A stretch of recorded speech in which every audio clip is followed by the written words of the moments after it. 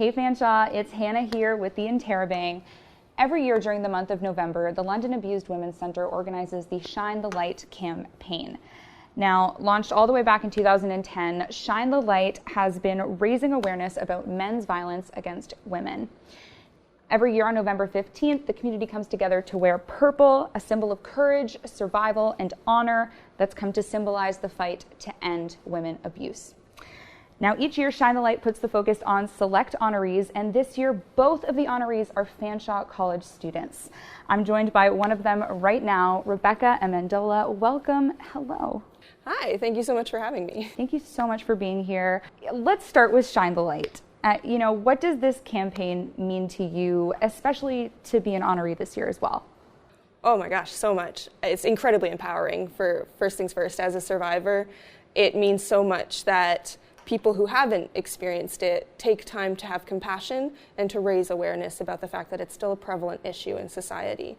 I first learned about the campaign, I think, in 2012. Funny enough, I didn't know that my aunt was an honoree that year, but she was. And that was, it was 2011, my mistake, because that's when I first came out of the shelter, came out of my abuse, and I learned about it through hearing about it in the Central Library, funny enough. And I was just so excited at the concept of a campaign existing where I could share my story, feel empowered sharing my story, and empower other women and anyone who's experiencing abuse to know you aren't alone, it isn't that uncommon, and there are forms of help, there are resources out there for you, designed specifically for people who are struggling like that. Before we get into anything, your story, I just want to ask, how are you doing? Like right here today, we talk about healing and we know that it's different for everybody. When you look back on everything that you've been through, where do you feel you kind of stand today on that healing journey? Healing, as you say, is different for everyone. So though I'd love to say that I'm fully past it and completely better, I'm not. At the same time, I am a very different person from who I was then. I have exceptionally much higher levels of confidence. I believe in myself and I know that it wasn't my fault. I know that any stigma around it is not for me to own and to hold. And so I don't wear the abuse, I don't wear the outcome and the consequences as much as I used to. I no longer call myself a victim. I've changed my language and I now refer to myself as a survivor. And in that way I am moving forward, I am surviving, I am pursuing the future that I always wanted. But there are still a lot of difficulties that I face on a daily basis. Rebecca grew up in a household she describes as complicated. Impoverished and neglected by her mother, father figures were constantly coming in and out of her life. Years before abuse would become a regular occurrence in her life, Rebecca was already the victim of sexual abuse by a family member as a child. When her adoptive father, John, came into her life at age 13, Rebecca was taken by his promises of stability and financial support. Great, this is all I need, is someone to support me to get ahead in life.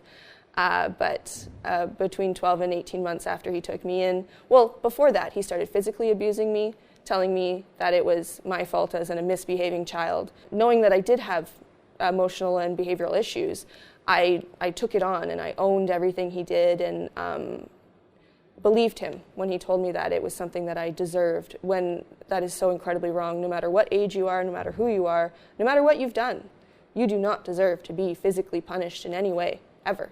In taking on that abuse and feeling like he was my ticket to a prosperous future, I then also took on the sexual abuse as simply a price I was willing to pay to get away from my environment that I grew up in. That contributed to a lot of the growth of the mindset that I deserved the treatment that was being put on me, that I deserved to be abused. And I knew I never deserved the sexual abuse. I knew it was always wrong. I just took it as a cost. After years of suffering constant abuse, Rebecca began to fear for her life and made the decision to get out.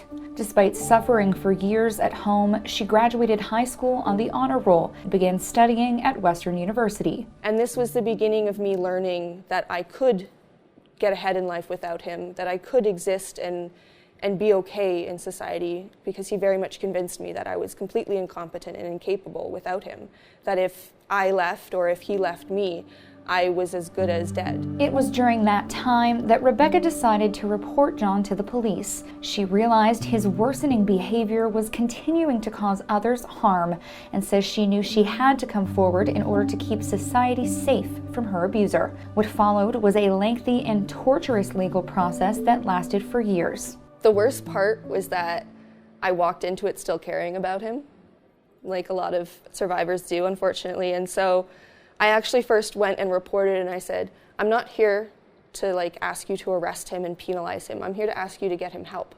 He's clearly mentally ill. No mentally well person harms children. So can you just forcibly admit him?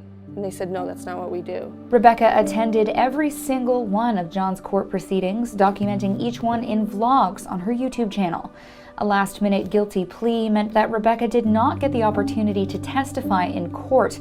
Meanwhile, her impact statement was heavily edited after John dropped his lawyer in the 11th hour. In the end, John was sentenced to 5 years in prison, of which he served 3. Do you feel like you got justice in any way? I've had to learn that, yes, I vaguely did, because even though he took 6 physical years of my life and then 3 additional after that with the emotional abuse, he only was sentenced for 5, and he only served 3, and so now he's on probation. And so the time measure is very invalidating, but I've learned from the officer involved in my case, who I'm still very closely connected with, she's an amazing person, that it was a good outcome because we had a conviction at all.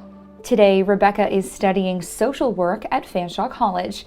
She volunteers with the Sharing Shop, runs the Fanshawe Environmental Club, and has goals of making a positive change in her community. In terms of a career, working with people, helping vulnerable populations was something that really made me feel empowered, and it made me feel proud to work, to do things, to create. Rebecca is one of 2 Shine the Light honorees this year. To learn more about Shine the Light, visit lawc.on.ca and check out Rebecca's YouTube channel, A Life Learned. For the Interrobang, I'm Hannah Theodore.